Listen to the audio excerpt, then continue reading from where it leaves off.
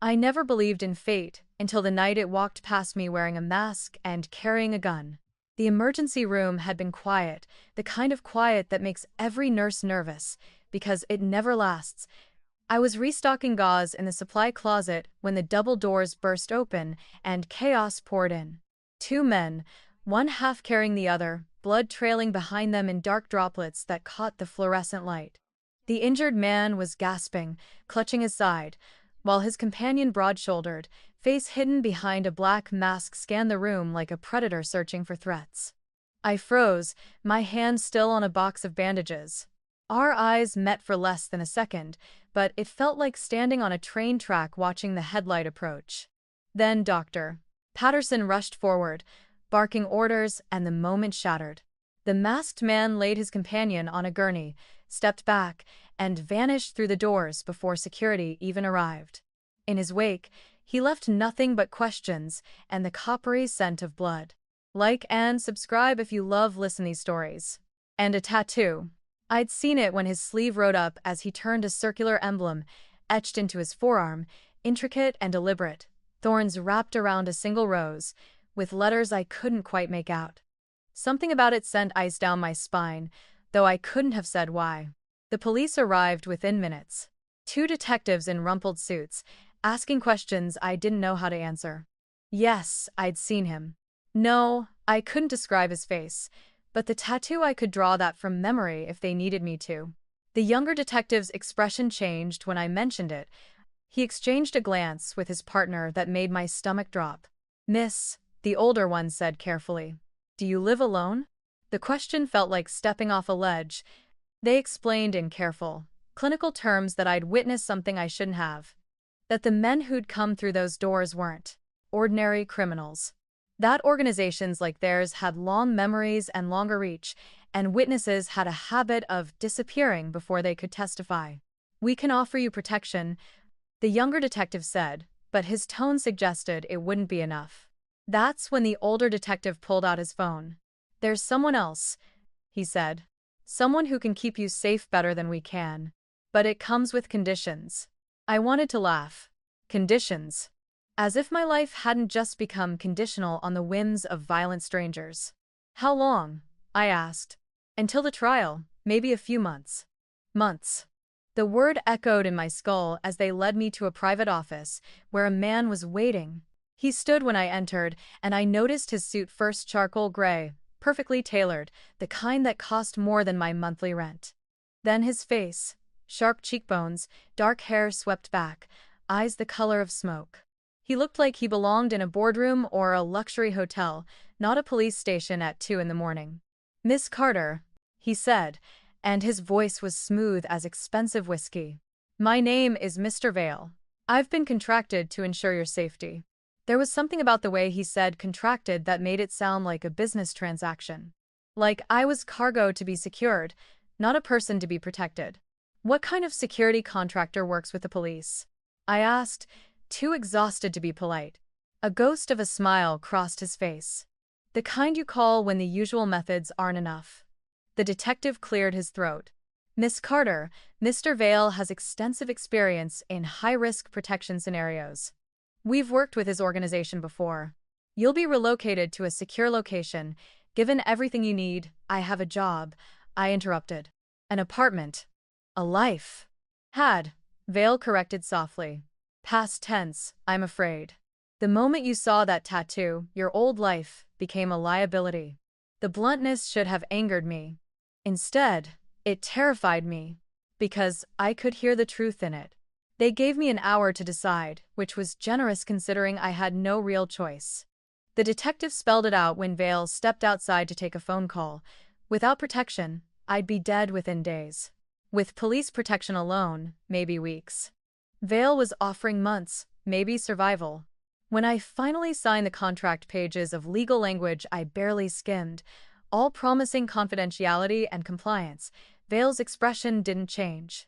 He simply folded the document, slipped it into his jacket, and gestured toward the door. "We leave now," he said. "Collect nothing from your apartment. Speak to no one. As of this moment, Emily Carter is off the grid." His phone buzzed as we walked through the parking garage. He answered in a voice too low for me to catch the words, but I heard his response: "She's secured." The phrasing made my skin crawl. Not "she's safe." Secured. Like a package. Like property. The car was a black sedan with windows tinted so dark I couldn't see inside. Vale opened the back door, waited for me to slide in, then closed it with a soft click that sounded too much like a lock engaging. As we pulled onto the empty highway, the city lights falling away behind us, I realized I'd just placed my life in the hands of a complete stranger. A stranger who looked at me like I was a problem to be solved, not a person to be saved. And the worst part? I'd done it willingly. The drive stretched into an hour, then two. Vale sat in the passenger seat, occasionally murmuring into his phone in a language I didn't recognize. The driver, a silent man with shoulders like a linebacker, never once glanced in the rearview mirror. I might as well have been invisible. Eventually, the highway gave way to a coastal road, and then to a private drive lined with cypress trees that bent in the salt wind. When the gates appeared, iron, 12 feet tall, topped with cameras that swiveled to track our approach, I felt my breath catch. This wasn't a safe house. This was a fortress. The mansion sprawled across the clifftop like something from a movie, all white stone and floor-to-ceiling windows that reflected the moonlight off the ocean. Lights glowed in some rooms, but most of the house was dark, watchful. Vale opened my door himself.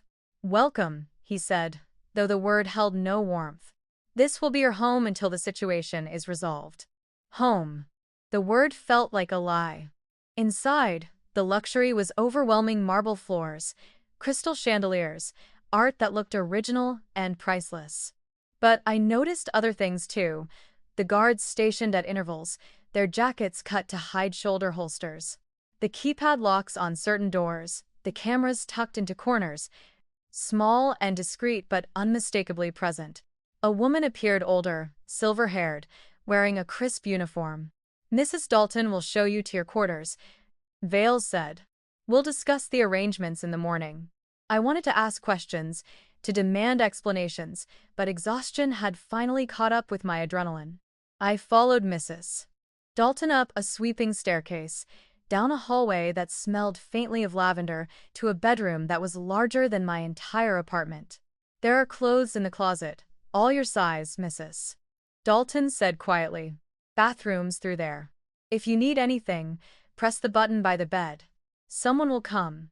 Someone. Not "I'll come." Someone. "What are the rules?" I asked. She paused at the door, her expression sympathetic. "Mr. Vale will explain in the morning. But the most important one is simple: stay inside the house. The grounds are monitored, but they're not safe, not for you." The door closed with a soft click, and I was alone. I moved to the window, pressing my palm against the cool glass. Below, the ocean crashed against rocks, white foam visible even in the darkness. I could see a figure on the terrace. Vale, I thought, though from this distance I couldn't be sure. He stood perfectly still, staring out at the water, and something about his posture spoke of a loneliness that mirrored my own. Then I heard it, a sharp crack that echoed across the grounds. A gunshot. My heart lurched. I pressed closer to the window, scanning the darkness, and saw Vale turn. His jacket was open now, and moonlight caught the edge of metal, a gun in his hand, smoke still trailing from the barrel. He lowered it slowly, speaking into a radio clip to his collar. From the shadows, two guards emerged, dragging something between them. Not something, someone. I stumbled back from the window, pulse hammering. What kind of protection came with executions in the moonlight? What kind of man had I just entrusted with my life? Sleep didn't come that night. Every time I closed my eyes, I saw the masked man from the hospital, the tattoo on his arm, the way Vale had stood on that terrace with a gun in his hand like it was an extension of his body. By the time dawn broke, painting the ocean in shades of rose and gold, I'd made a decision. I would follow the rules, keep my head down, and survive until this nightmare ended. I had no idea how badly I'd underestimated both the nightmare and the man who controlled it. Morning came with a soft knock, and Mrs. Dalton bearing a breakfast tray that could have fed 3 people. Fresh fruit, pastries, Coffee that smelled like heaven and tasted better. I ate mechanically, my mind still replaying the gunshot, the guards, the impossible luxury of this gilded cage. "Mr. Vale will see you at 9, Mrs. Dalton said as she collected the tray. "Library, first floor. I'll come fetch you." The phrasing wasn't lost on me. He would see me. Not we would meet. This was an audience, not a conversation. When she returned, I followed her through hallways that seemed to multiply the longer we walked. The house was a maze of rooms I suspected I'd never fully map. The library, when we reached it, was exactly what I expected: floor-to-ceiling shelves, leather chairs, a desk that looked like it cost more than a car. Vale stood by the window, hands clasped behind his back, watching the ocean. He turned when I entered, and in the daylight I could see details I'd missed before: the fine lines at the corners of his eyes, the small scar along his jaw, the way his gaze seemed to catalog everything about me in a single sweep. "Sit," he said, gesturing to a chair. It wasn't a request. I sat. "The rules are simple," he began without preamble. "First, you don't leave the house without explicit permission and an escort. Second, no contact with anyone from your previous life. No calls, emails, messages. Nothing. Third, there are rooms in this house that are off-limits. If a door is locked, it stays locked. Fourth, you follow instructions without question. Hesitation can be fatal." Each rule fell like a stone into still water, sending ripples of unease through me. "How long?" I asked. "As long as necessary." That's not an answer. His expression didn't change. "It's the only one I have. The people looking for you are patient. They'll wait months for an opportunity. Our job is to make sure that opportunity never comes." "And what happens if I break the rules?"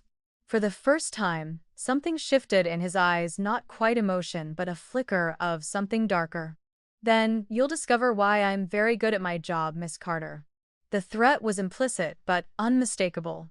I was under his protection, yes, but also under his control. The days that followed blurred into a strange routine. Breakfast at 8, always prepared by Mrs. Dalton. Then hours of nothing, reading books from the library, watching the ocean, pacing my room like a restless animal. Lunch arrived on a tray. Afternoons, if I asked permission, I could walk the gardens, always with a guard trailing 20 paces behind. Vale appeared rarely, usually in passing, crossing the hallway, speaking quietly with his store men, disappearing into that locked office on the east wing. When our paths did cross, he acknowledged me with a nod, nothing more. I might as well have been a piece of furniture he'd purchased and forgotten about. But I noticed things, small things. The way my coffee appeared each morning exactly as I liked it, though I'd never told anyone my preferences. The books that materialized on my nightstand, always in genres I enjoyed. The extra blanket that appeared after I'd mentioned, in passing to Mrs. Dalton, that the ocean breeze made the nights cold. Someone was paying attention. And I had a suspicion that someone wasn't the housekeeper. It was during one of my escorted garden walks, a week into my confinement, that I first felt the shift. The guard that day was younger than usual, uncomfortable in his suit. He kept a careful distance, but I caught him glancing at his phone, texting someone with an urgency that seemed out of place for a routine patrol. When I turned down a path lined with rose bushes, dozens of them, in every shade from white to deep crimson, I found Vale waiting at the end, his jacket off, sleeves rolled to his elbows. The tattoo, it was there on his forearm, identical to the one I'd seen in the hospital. Thorns wrapped around a rose, intricate and unmistakable. My breath caught. He noticed immediately. "You have questions," he said, and it wasn't a question. "Your tattoo." My voice came out steadier than I felt. "I've seen it before." "Have you?" Again, not a question. He knew exactly where I'd seen it. The man in the hospital. He had the same one. Vale studied me for a long moment, and I had the unsettling sense of being evaluated, my worth measured against some invisible scale. "It's a family mark," he said finally. "Old tradition, not many of us left." "Family." I repeated the word slowly. "You're related to the man who put me in danger?"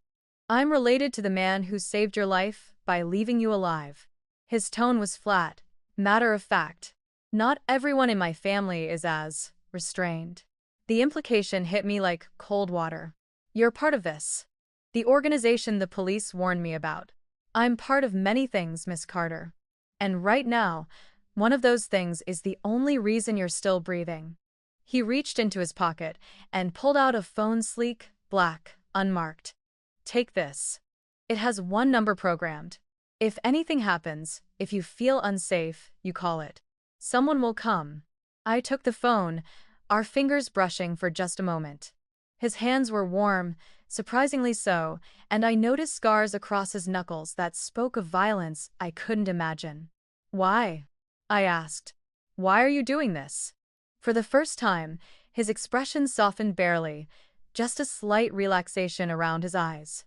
Because, he said quietly, not everyone deserves to pay for seeing the wrong thing at the wrong time. He turned to leave, then paused. The roses were my mother's favorite. She planted every one of them before she died. She believed that beauty could exist even in darkness. He glanced back at me. I'm still not sure if she was right.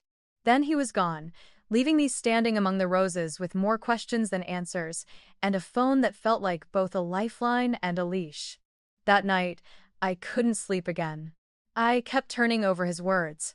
Family, Mark, old tradition. Not everyone in my family is as restrained. What kind of family branded themselves with tattoos and operated outside the law?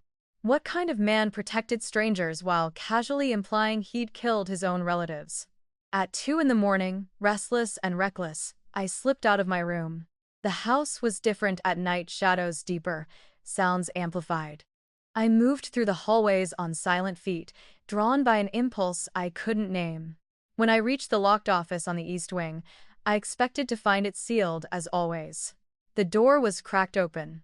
I should have turned back, should have returned to my room, followed the rules, been the good witness who stayed blind and deaf and safe.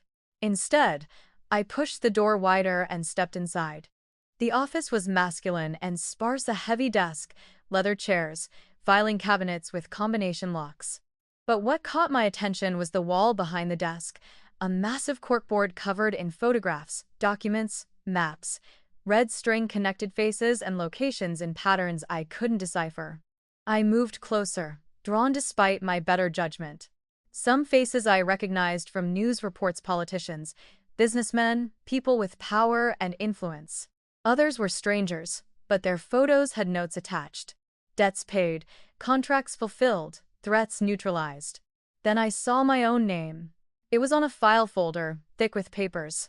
My driver's license photo was clipped to the front, along with what looked like my entire life history, employment records, medical files, even a copy of my college transcript. Below my photo, a single word was stamped in red, Asset. My hands shook as I opened the folder. Inside were surveillance photos, me leaving my apartment, me at the hospital, me in the grocery store I frequented every Sunday. They'd been watching me for weeks before that night in the ER. Maybe longer. Find what you were looking for? I spun around, clutching the folder. Vale stood in the doorway, still dressed despite the hour, his expression unreadable. You've been watching me, I said, and my voice shook with something between fear and fury. Before the hospital, you knew who I was. He stepped into the room, closing the door behind him with a soft click. Yes. Just that. Yes. No excuses, no explanations. Why? Because you worked at the hospital where we take our wounded. Because you had access to records that could hurt us. Because in my line of work, potential threats are monitored before they become actual ones. I'm not a threat. I'm a nurse. You were a nurse. He moved closer, and I forced myself not to retreat. Now you're something else. Something more dangerous, a witness with a conscience. You're not a security contractor. The realization crashed over me with nauseating certainty. You're not protecting me from them. You are them. His silence was answer enough. Who are you? I whispered. Really? Vale reached past me, pulled a newspaper from the desk drawer, and handed it to me. The headline was 3 months old. Asterisk asterisk Lorenzo Vale expands influence along coastal corridor.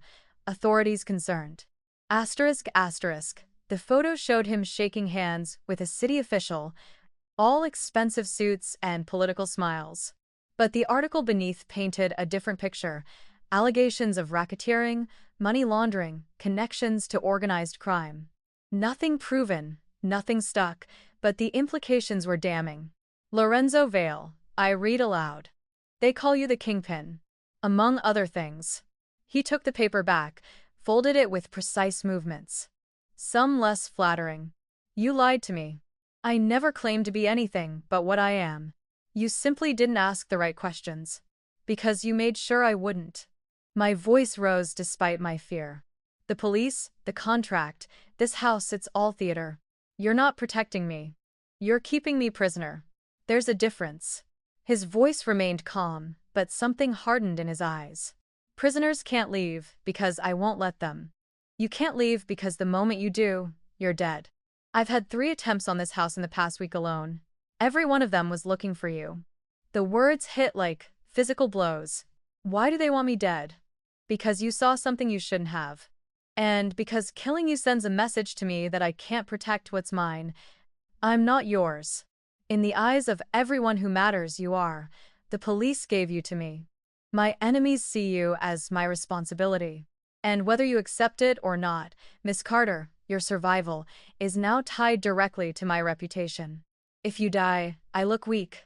And in my world, weakness is fatal. I stared at him, this man who'd transformed from anonymous bodyguard to Mafia Kingpin in a matter of moments, and felt something crack inside me.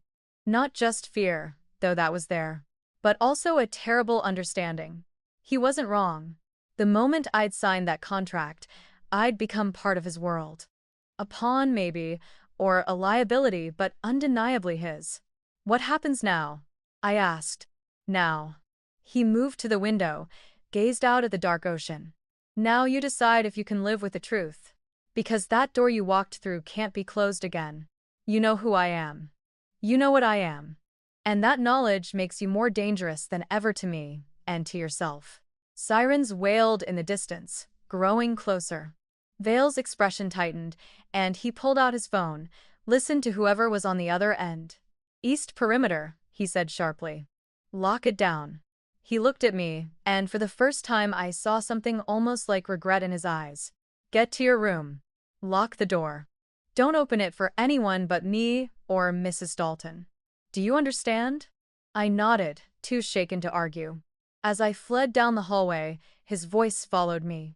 Welcome to my world, Emily. Try not to die in it. The sirens faded before dawn, but sleep never came. I lay in bed clutching the phone he'd given me, listening to footsteps in distant corridors, voices raised and then silenced.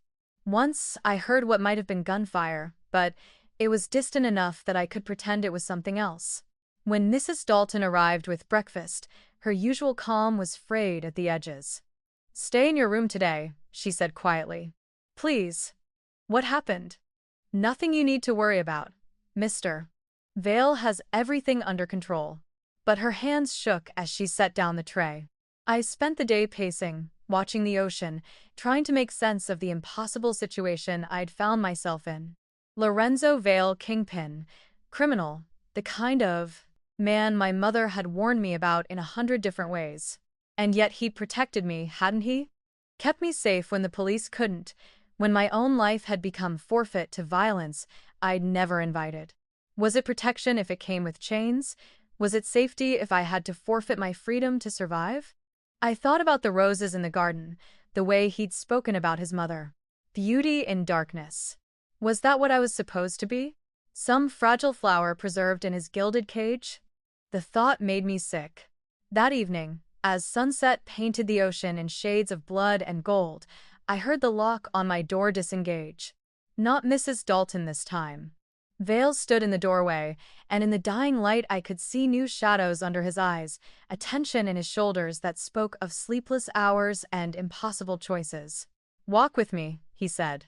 It wasn't a request, but his tone was softer than before. Almost weary. We walked to the rose garden in silence, guards keeping their distance, but always visible. The air smelled of salt and flowers, a combination that should have been pleasant but felt ominous under the circumstances. Last night, Vale said finally, one of my rivals sent a team to breach the perimeter. They were looking for you. My stomach clenched. What happened to them? What needed to happen? He stopped beside a white rose bush, its petals luminous in the twilight. I won't apologize for protecting you, Emily. Even if the methods make you hate me. I don't hate you. The words surprised me as much as they seemed to surprise him. I don't understand you. There's a difference. He almost smiled. Almost. Understanding is overrated. People who understand me usually end up dead or working for me. Which category am I in? Neither. You're something I haven't categorized yet. A complication. Is that what you call your prisoners? This time, he did smile, but it was sad. I call my prisoners by their names, and I make sure they have everything they need, including hope, when I can spare it. He reached into his jacket and pulled out a key, small, brass, worn smooth with age. My office. You wanted to see what I was hiding. Now you can look whenever you want. No more secrets between us. I stared at the key. Why? Because you'll look anyway, and I'd rather you not get shot by a guard while sneaking around. He pressed it into my palm. Also because I'm tired of lying to you. Whatever you find in those files, you deserve to know the truth about the world you're stuck in. Before I could respond, his radio crackled. He listened, his expression darkening, then looked at me with something almost like apology. Go inside, now. What's wrong? Just go. But I caught the words crackling through the radio. Vehicle approaching, unauthorized, the gunfire started before I reached the house. Not distant this time, but close, sharp cracks that echoed off the stone walls. Vale shoved me toward the terrace door, his gun already drawn, and I ran without thinking, my heart hammering against my ribs. Mrs. Dalton met me at the door, her face pale. Your room, go. But I couldn't make myself move. Through the windows, I could see muzzle flashes, guards running across the lawn, Vale in the center of it all, moving with a lethal grace that was almost beautiful. He wasn't just a criminal. He was a weapon. And he was using that violence to keep me alive. The fight ended in minutes, but it felt like hours.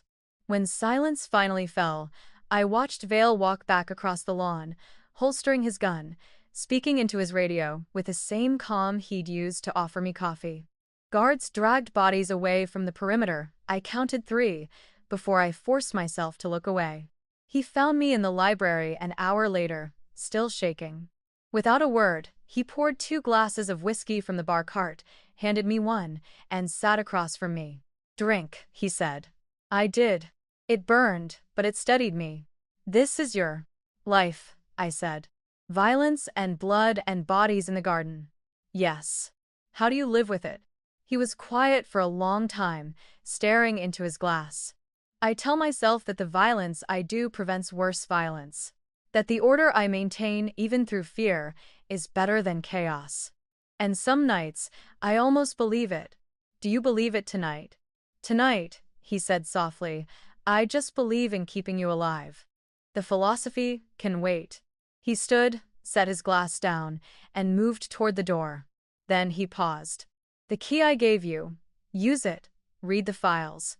Learn who I am and what I've done. And then decide if you can still stand to be in the same room with me. After he left, I sat in the dark library for a long time, turning the key over in my hands. It should have been simple: escape, flee, find someone who could help me get away from this nightmare. But the truth was more complicated. Because somewhere between the gunfire and the roses, between his casual violence and his careful kindness, I'd stopped seeing him as simply a captor. I'd started seeing him as a man, a dangerous, broken, impossible man who killed without hesitation but planted roses for a dead mother who believed in beauty, and God help me, I wanted to understand him. The key felt heavy in my pocket as I climbed the stairs to my room. Outside my window, the ocean crashed endlessly against the rocks, and I thought about his mother's belief that beauty could exist even in darkness. I just wasn't sure if I was the beauty or the darkness anymore. The file room became my obsession. Every day, while Vale was occupied with whatever dark business kept him in meetings and phone calls, I'd slip into his office and pull another folder, another ledger, another piece of the impossible puzzle that was Lorenzo Vale. The picture that emerged was more complex than I'd imagined. Yes, there was violence records of territorial disputes, disciplinary actions against traitors, the cold mathematics of a criminal empire. But there were other things too. Charitable donations to hospitals and schools, always anonymous. Protection offered to businesses that couldn't afford police security. A network of people who'd been given second chances when the law had written them off. He was a kingpin, yes. But he was also, in his own twisted way, a guardian.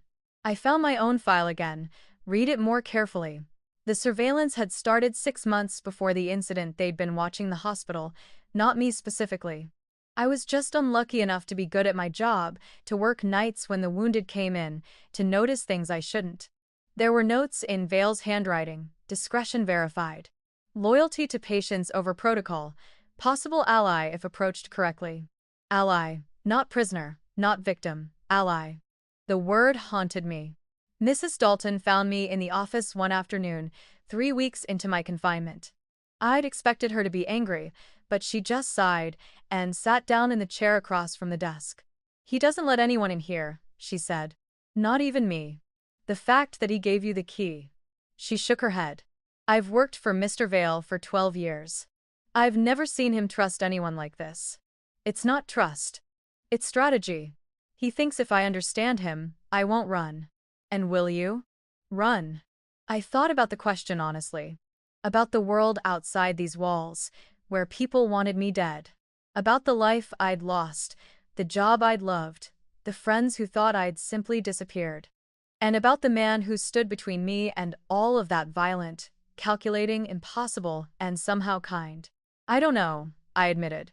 "Where would I even go?" "Mrs. Dalton smiled sadly. "Exactly. That's what he's counting on, not that you won't leave, but that you'll realize you don't want to." She stood, smoothed her uniform, and paused at the door. "For what it's worth, dear, I think you're good for him. He's been different. Less cold. Almost human sometimes."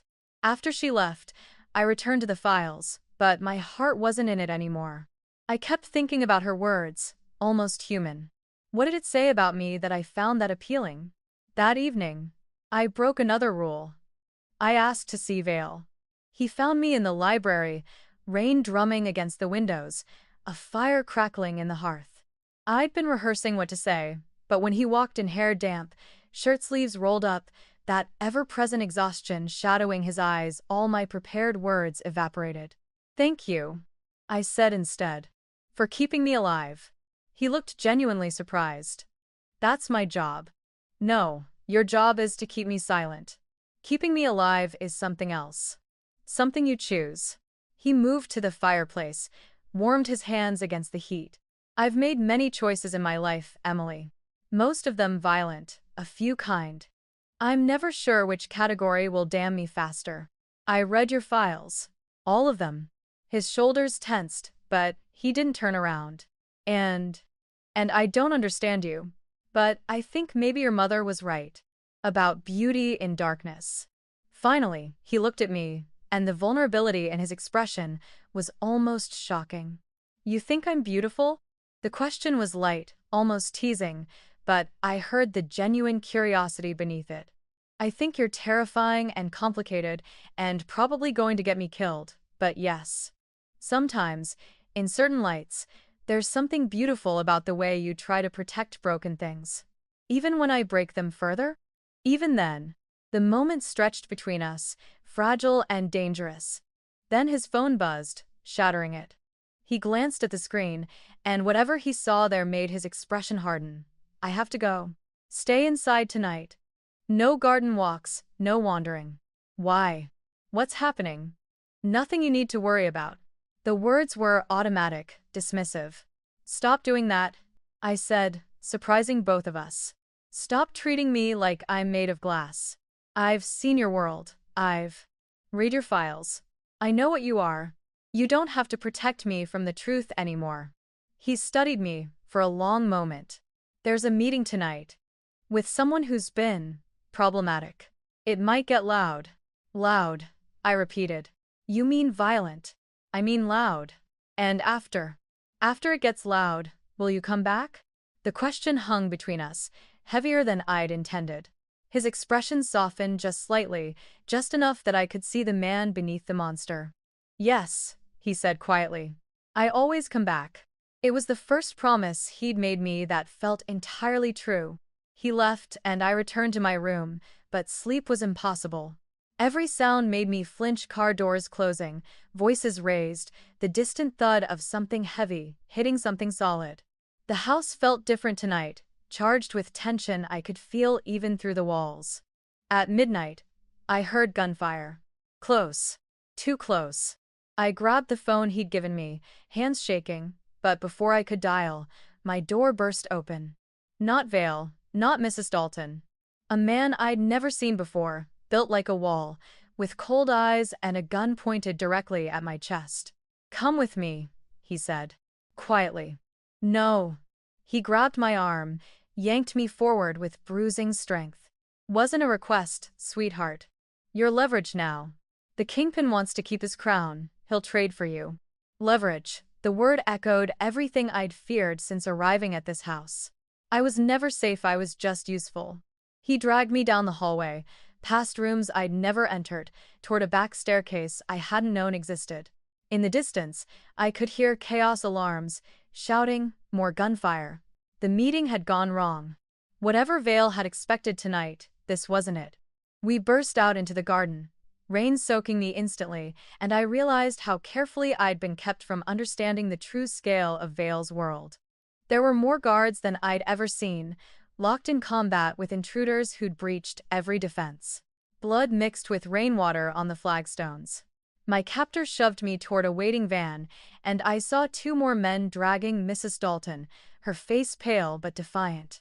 She caught my eye, mouthed something I couldn't catch, then was thrown into the vehicle. Before they could do the same to me, I made a choice. The phone was still in my pocket. I pressed the only button programmed, let it fall into the rose bushes, and prayed someone would come. Then they threw me into the van, the doors slammed shut, and we were moving, leaving behind the only safety I'd known in weeks. Leaving behind Lorenzo Vale, who'd promised he always came back. I just hoped he'd come back fast enough.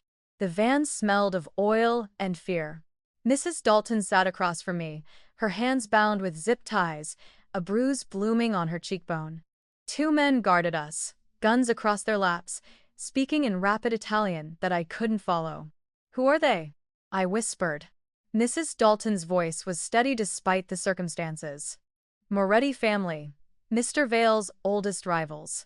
They've been waiting for an opportunity like this for years. What do they want? Everything. His territory, his businesses, his reputation. And you, she glanced at me, something almost apologetic in her eyes, you're the key. Kill you, and they prove he can't protect what's his. Use you to negotiate, and they force him to show weakness. Either way, I'm dead. Either way, you're valuable. There's a difference. The van jerked to a stop after what felt like hours but was probably only 30 minutes. They pulled us out into a warehouse district, all rusted metal and broken windows, the kind of place where screens wouldn't carry. Rain still poured from a black sky, turning the world into watercolor smears of shadow and dim streetlights.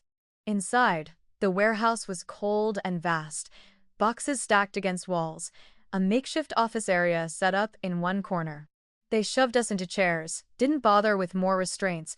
Where would we run? The building was surrounded, every exit guarded. A man emerged from the office, and even without introduction I knew who he was. Antonio Moretti, head of the rival family. He was older than Vale, silver-haired and impeccably dressed despite the hour and location, with eyes that held the kind of cruelty that enjoyed its work. The famous Miss Carter, he said, his English accented but perfect. Lorenzo's little pet project. Do you have any idea how long I've waited for him to care about something this much? Years. And then you walked into that emergency room at exactly the right moment. I'm nobody, I said, hating the tremor in my voice. He's just protecting me because it's his job. Moretti laughed, a sound like breaking glass. Oh, My dear, if you were nobody, we'd have killed you weeks ago. But Lorenzo doesn't give just anyone a key to his office. He doesn't keep just anyone in his mother's house, surrounded by roses she planted. You're special to him, whether you realize it or not.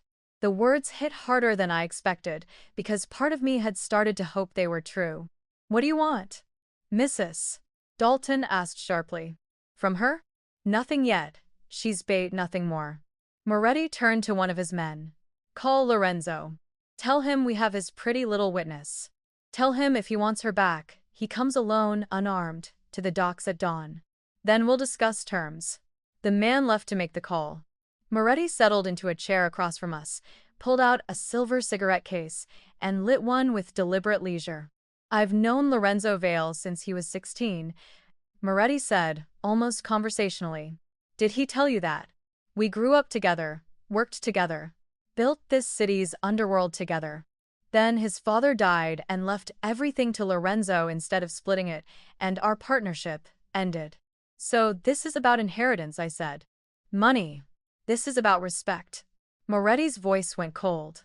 About a boy who thought he could take everything and give nothing back. About power that should have been shared being hoarded by someone too proud to remember his debts. Debts paid in blood, Mrs. Dalton murmured. All debts in our world are paid in blood. The only question is whose, the man returned, nodded to Moretti. He's coming. Dawn as requested. Of course he is. Moretti smiled. Lorenzo Vale, the righteous kingpin. The man who thinks he's better than the rest of us because he plants roses and protects nurses. We'll see how righteous he feels when he's forced to choose between his empire and his conscience. The hours until dawn were the longest of my life. They didn't hurt us, we were too valuable for that, but the waiting was its own torture. Mrs. Dalton dozed fitfully, her head against the concrete wall. I couldn't sleep. Every time I closed my eyes, I saw Vale standing in the moonlight with a gun, heard his promise. I always come back. If he came back from this, it would be a miracle. Just before dawn, they moved us to the docks. The rain had stopped, leaving the world washed clean and cold, the ocean stretching gray and endless toward a lightening horizon. They positioned us on the pier, exposed and vulnerable, while Moretti's men took positions in the shadows, at least a dozen, maybe more. He won't come alone, I said. He's not stupid. No, Moretti agreed. But he'll come. And when he does, we'll finally settle accounts. The sun broke the horizon, painting everything in shades of gold and pink, and I heard the engine before I saw the car. A single black sedan, driving slowly down the access road, headlights cutting through the dawn mist. It stopped 50 yards away. The door opened. Lorenzo Vale stepped out, and my breath caught. He was alone, truly alone, no guards, no backup that I could see. He wore a simple black suit, no jacket, and his hands were empty, held slightly away from his body to show he was unarmed. He walked toward us with the calm of a man, entering a business meeting, not a trap. His eyes found mine across the distance, and I saw something in his expression that made my chest ache, not fear, but a terrible, resigned determination. He was going to trade his life for mine. Without question, without hesitation. Lorenzo, Moretti called out, spreading his arms in mock welcome. So good of you to join us. Vale stopped 10 feet from the pier, his gaze never leaving me. Let them go. Of course. But first, we talk. About territories. About percentages. About respect you owe and have never paid. I've paid every debt I owe. Your grievances are with my dead father, not me. Your father's debts became yours the moment you accepted his empire. Moretti moved closer to me, rested a hand on my shoulder. I tried not to flinch. But perhaps we can settle this without more bloodshed. Give me the coastal corridor. Half your import business. And your word that you won't retaliate. And if I refuse? Then Miss Carter learns firsthand what happens to people who cost me time and money. The threat was clear. I waited for Vale to calculate, to weigh my life against his empire, to make the cold decision that his world required. Instead, he smiled. It was a terrible smile, full of darkness and promise. You've made a critical error, Antonio, he said quietly. You assumed I came alone. For a moment, nothing happened. Then the world exploded. Gunfire erupted from every direction, the warehouses, the boats, the water itself where divers must have been waiting. Moretti's men returned fire, but they were outmatched, outflanked, caught in a kill zone they hadn't seen coming. Vale dove forward, pulling a gun from an ankle holster I hadn't known he carried, and suddenly he wasn't a businessman or a guardian, he was death itself, moving with lethal precision through the chaos. Someone cut our restraints, one of Vale's men, appearing from nowhere and shoved us toward cover. Mrs. Dalton grabbed my hand, pulled me behind a shipping container, and we huddled there while the battle raged. It was over in minutes. Moretti's men were dead or fleeing, and Moretti himself was on his knees, Vale's gun pressed to his temple. You want to talk about debts? Vale's voice was cold as winter. Let's talk about the debt you owe for touching what's mine. He pulled the trigger. The gunshot echoed across the water, and then there was only silence, heavy, ringing, absolute. Vale stood over the body for a moment, then turned and walked toward us. His shirt was torn, blood seeping through in places I couldn't tell if it was his or someone else's. His face was spattered with gore, his eyes hollowed with something beyond exhaustion. When he reached me, he collapsed to his knees. Are you hurt? His hands moved over me, checking for injuries with desperate efficiency. Did they hurt you? I'm fine. You're bleeding. I'm fine. He pulled me against him, and I felt him trembling. This man who'd just executed his enemy without hesitation was shaking in my arms. I thought I'd lost you. I thought, I'm here. I'm okay. I held him, this broken, violent, impossible man, and felt something shift inside me, some final wall crumbling. You came back. You promised you would. Always, he whispered against my hair. Always. Sirens wailed in the distance, growing closer. Vale's men materialized around us, helping him to his feet, ushering us toward waiting cars. The sun was fully up now, turning the blood on the dock to rust, illuminating the cost of my survival. As we drove away, Vale held my hand like it was the only thing keeping him tethered to earth, and I realized with startling clarity that somewhere between the roses and the gunfire, between his confessions and his promises, I'd stopped being his prisoner. I'd become something far more dangerous, someone he loved. And in his world, love was the most fatal vulnerability of all. The safe house was nothing like the mansion, a modest apartment in a nondescript building, the kind of place that could disappear into any city's background. Vale's men swept it, declared it secure, and left us alone with instructions to stay put until they could verify how far Moretti's organization reached. Mrs.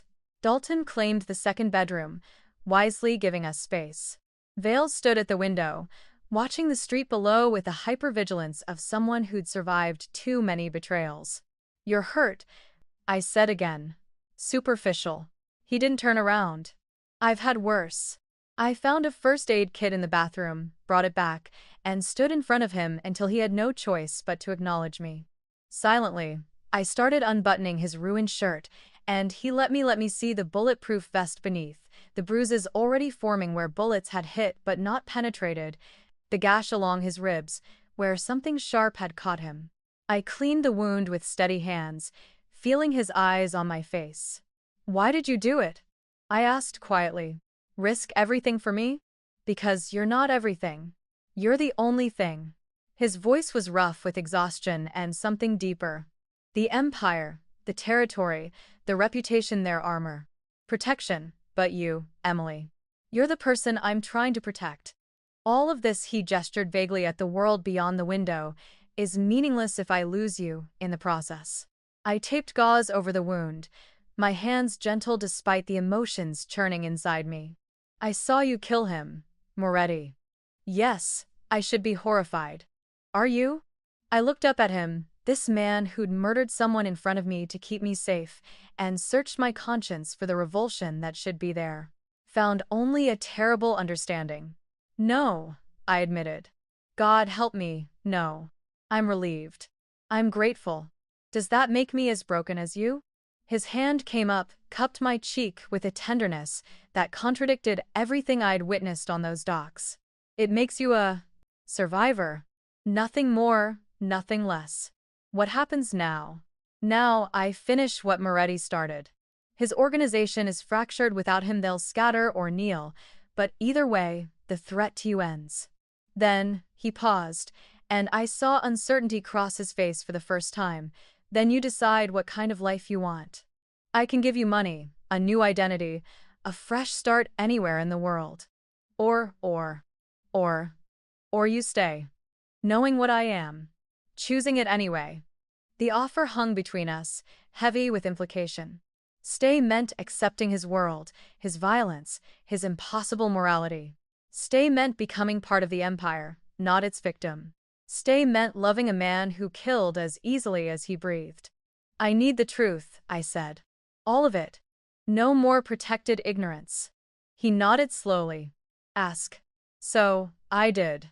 For the next hour, he told me everything his father's empire, inherited at 19 when a rival family murdered the old man. His climb to power, paid for in blood and strategy. The people he'd killed, the choices he'd made, the lines he'd crossed and the ones he refused to even approach. Mrs. Dalton joined us eventually, adding details he skipped, tempering his self-condemnation with context. By the time dawn approached again a second sunrise in this impossible 48 hours, I had a complete picture of Lorenzo Vale. Monster and guardian, killer and protector, a man who dealt in violence but dreamed of roses. I killed 17 people yesterday, he said as the sky lightened. 17 to save 2. The math doesn't work in anyone's moral calculus. But you did it anyway.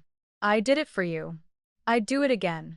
I'd kill 100, 1,000, if it meant you kept breathing. The declaration should have terrified me. Instead, it settled something deep in my chest, a certainty I'd been avoiding since the moment he handed me that key. I want to stay, I said. He went very still. You understand what that means. I understand that the world outside isn't any more moral than yours. It's just better at hiding the bodies. I understand that you're the only person who's ever protected me without asking for anything in return.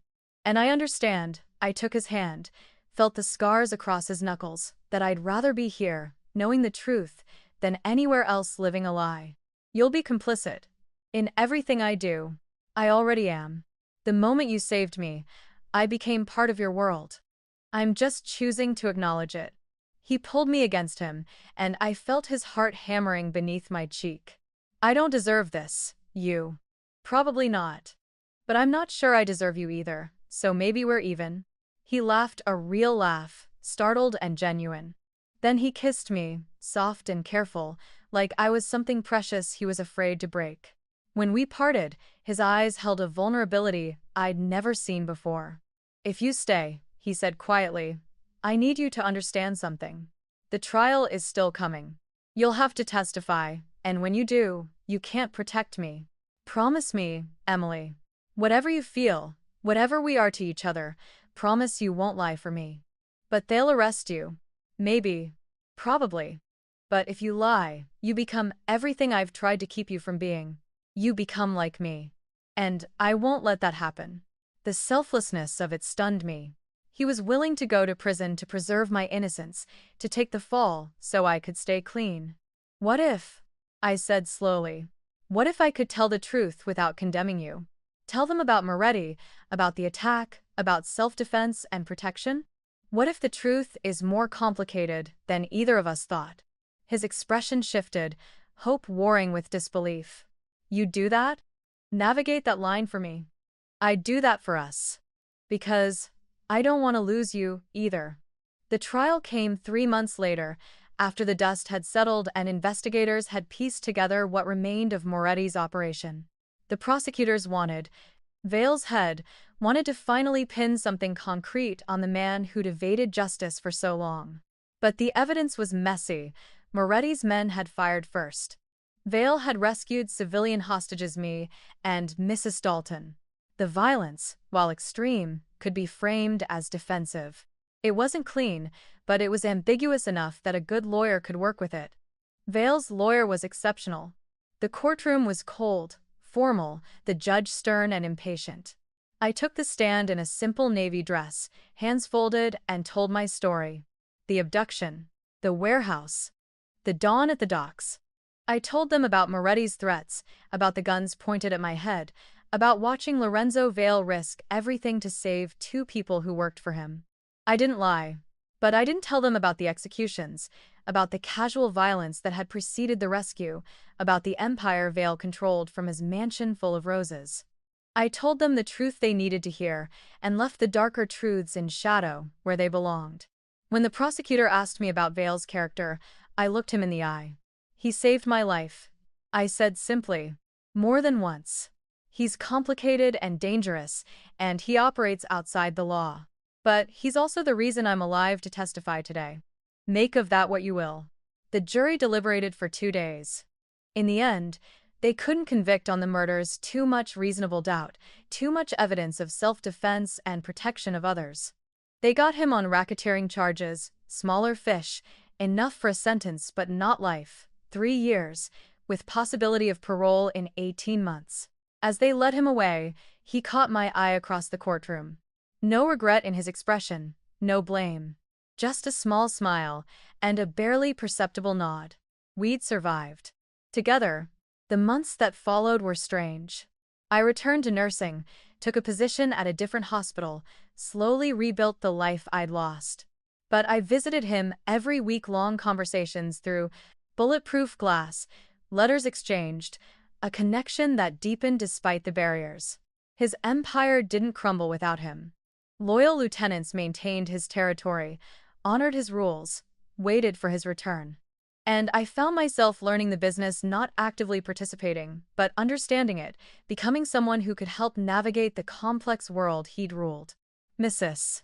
Dalton became my teacher and friend, showing me how to read the ledgers, how to spot loyalty and betrayal, how to survive in a world where power was currency and violence was communication. You're becoming like him, she observed one evening over tea. No, I corrected. I'm becoming his partner. There's a difference.